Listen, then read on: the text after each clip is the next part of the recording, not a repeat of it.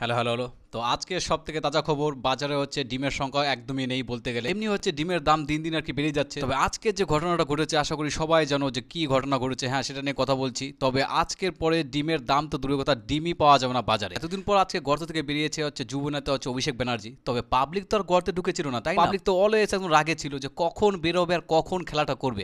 হ্যাঁ, অভিষেক ব্যানার্জি আগে থেকে জানতো যে খুব ভালো করে খেলা হবে। তার জন্য উনি একটা হেলমেট নিয়ে গেছিল। অবশ্য কার থেকে যে চুরি করেছে হেলমেটটা, আমাদের সৌরভ গাঙ্গুলির কাছ থেকে নাকি অন্য কারো কাছ থেকে, যাই হোক চুরি তো অবশ্যই করেছে। খেলা হবে স্লোগানটা, এটাই কিন্তু তোমাদের দলই কিন্তু উঠেছিল, খেলা হবে খেলা হবে। এখন খেলছে পাবলিক, খুব ভালো লাগছে। তো আশা করি তোমাদের ভালো লাগারই কথা। তবে এতদিন তোমরা খেলেছো, এখন পাবলিক খেলছে। হাই রে পরিমাণে ডিম ছুড়েছে ভাই। মোরাল অফ দ্য স্টোরি কি দাঁড়ালো, যে ক্ষমতা কোনো সময় চিরস্থায়ী নয়, তাই ক্ষমতার অপব্যবহার করো না। যখন আর কি ক্ষমতা ছিলে খুবই একদম ডনের মতো ভাষণ দিয়ে বেড়াতে, মনে হতো একটা গুন্ডা এরকম ভাষণ দিচ্ছ।